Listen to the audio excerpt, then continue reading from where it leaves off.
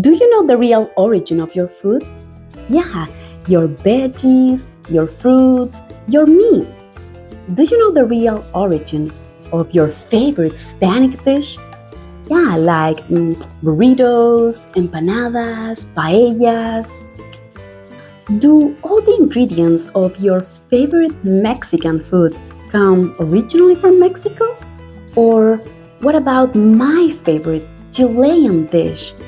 All those ingredients come originally from Chile? The only way to answer all these questions is to travel back in time before America was conquered by the Spaniards. Okay, stop. America was not conquered only by the Spaniards. In the north, the Tlaxcaltecas and another native groups joined them, establishing the Viceroyalty of New Spain. In the south, Incas of the faction of Huáscar and many other tribes joined them, establishing the Viceroyalty of Peru.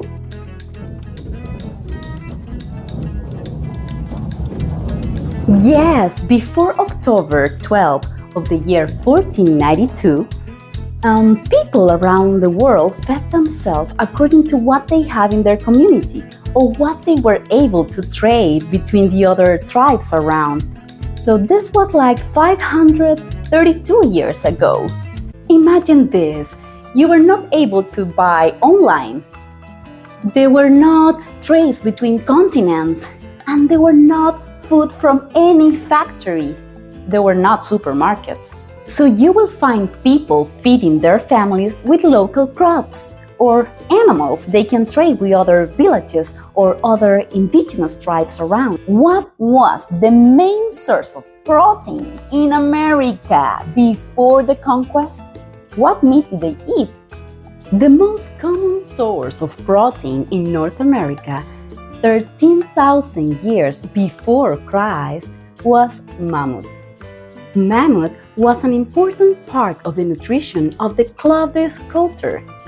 And yeah, they were very good hunters, and history blamed them because of the mammoth extinction.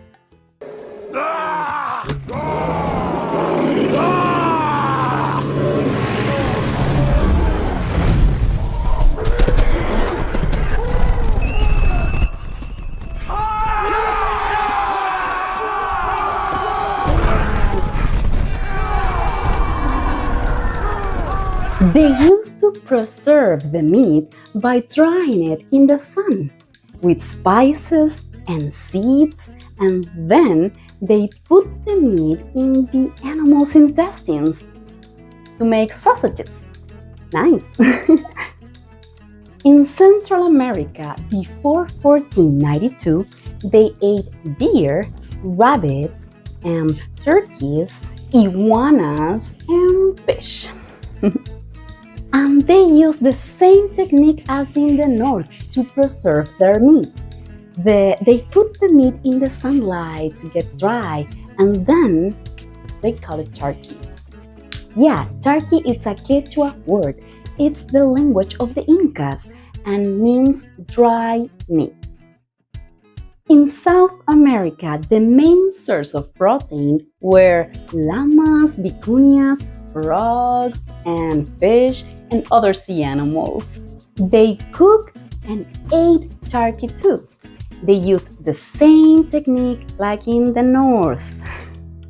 And they also put the meal to boil with veggies. And if you are from South America, you will know cazuelas. Cazuelas is the most popular dish in the Hispanic countries, especially in Chile. It's easy to cook. You need to boil meat, corn, potatoes, squash, add cumin, salt, and pepper, and you will taste the most simple native recipe and the most delicious flavor. What was the main source of protein in Europe before the conquest? The Europeans, before getting into the huge adventure to sail to America, they used to cook beef, pork, and lamb, and those were their main source of proteins. Okay, which was the main source of carbohydrates in the world before the conquest? Before 1492, before Christopher Columbus arrived in America, the global gastronomy was developed inside their continents, inside each continent. In America, the main source of carbs was maize, which was harvested all across the continent from the north to the south. From corn or maize, they made bread, but also most of the native dishes that persist today. In Europe, people harvested wheat to make bread, empanadas, tortillas. Have you tried empanadas? Ooh. In Asia, the popular sides of their dishes was rice before the conquest. They found intensive cultivation of rice in paddy fields. What did the Spaniards find in the local gastronomy when they arrived in America? When they arrived in America, the indigenous tribes based their gastronomy in maize cultivation or corn cultivation. This main ingredient was fundamental for the daily preparation of bread, tortillas, and humitas or tamales, which are part of the Hispanic dishes today. What was the Aztecas' typical food? Before the first contact with the Spaniards, the Azteca gastronomy was based on maize, corn, pumpkin, and beans. The three sisters, they said. Those three ingredients were popular across America, and today they are important components of the Hispanic gastronomy.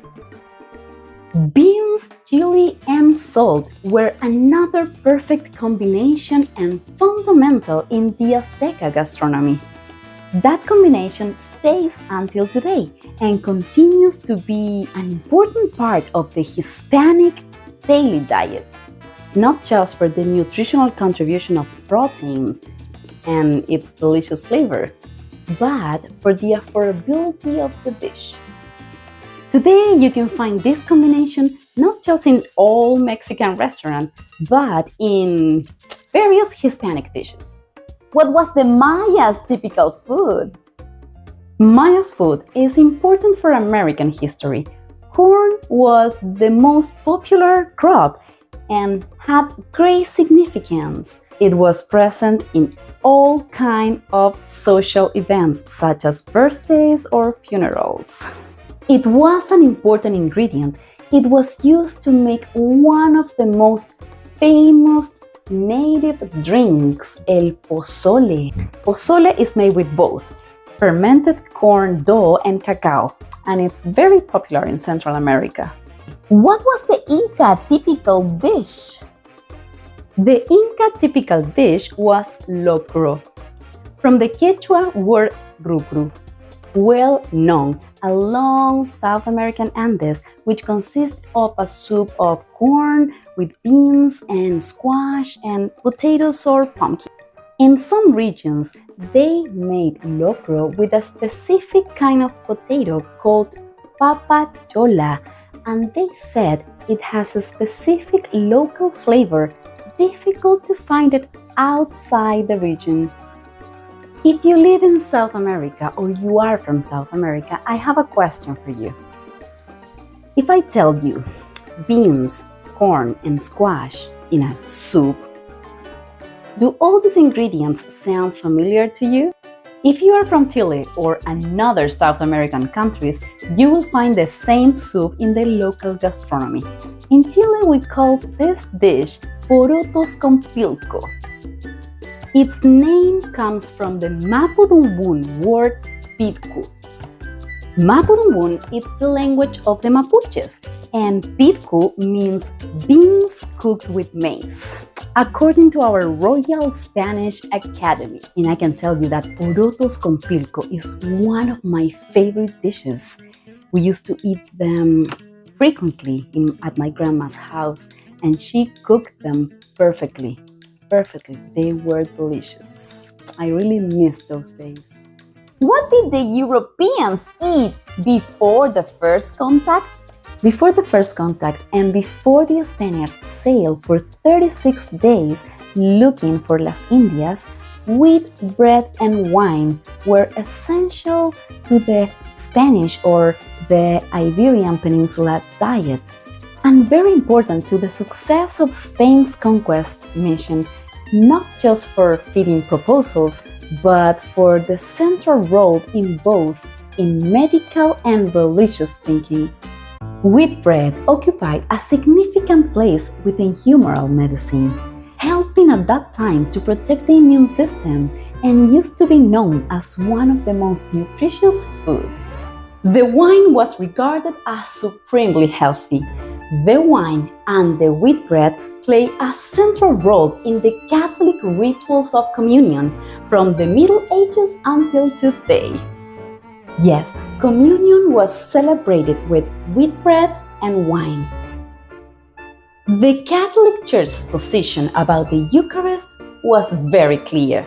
Only wheat bread and wine had the potential to become the body and the blood of Jesus Christ.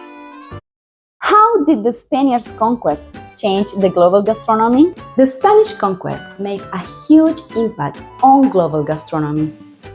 They decided to get into this adventure and make it possible on August 3rd of the year 1492. They were well prepared for sure. Yeah, they brought animals they used to domesticate, like horses. Horses are from Europe. And also they brought animals they ate, like cows, sheep, goats. In the same way, when the Europeans came back from America with corn, potatoes, or tomatoes, the impact was huge.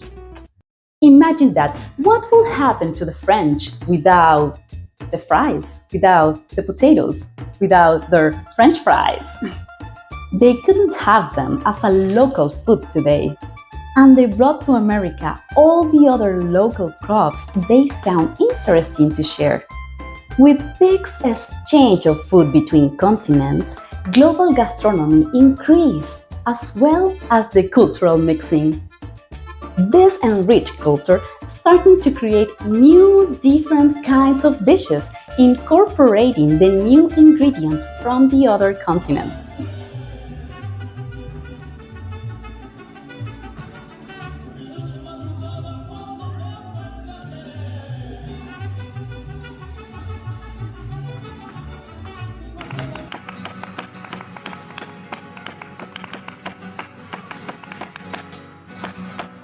What new recipes appear in Europe after the conquest?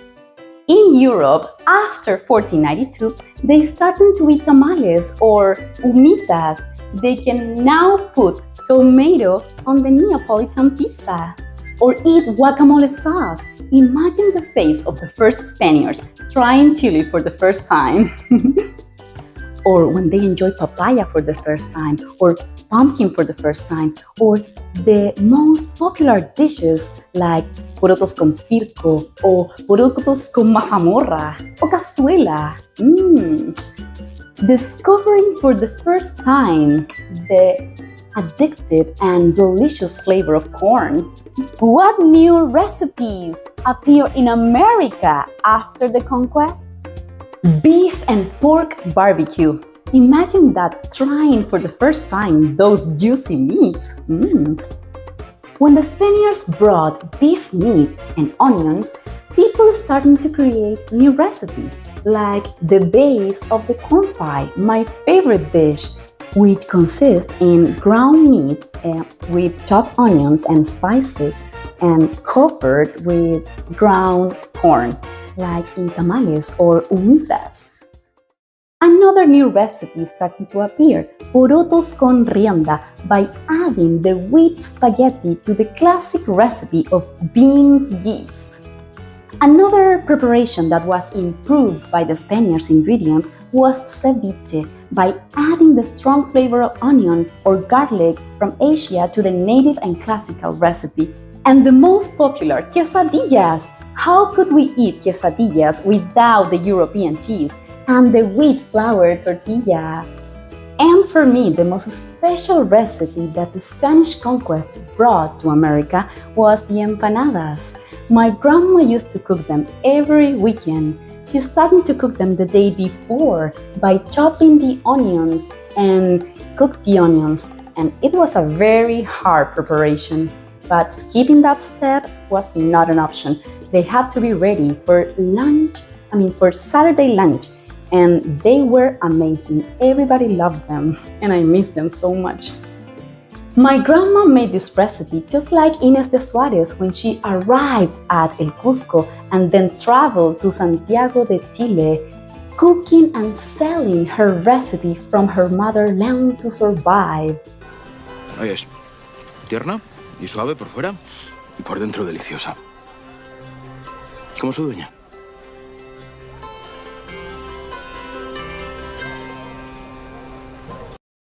There are no questions that the first contact of the old world with the new world will bring an enrichment culture and the activation of the first international global business.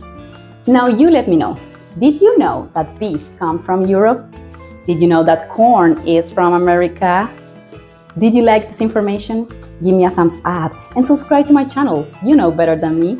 Share with your friends and te dejo invitado a mi canal de Educadora Hispanista. Es un canal en español y también hago videos en inglés y están cordialmente invitados. Voy a hablar de cultura hispana, así que los veo en mi canal y adiós.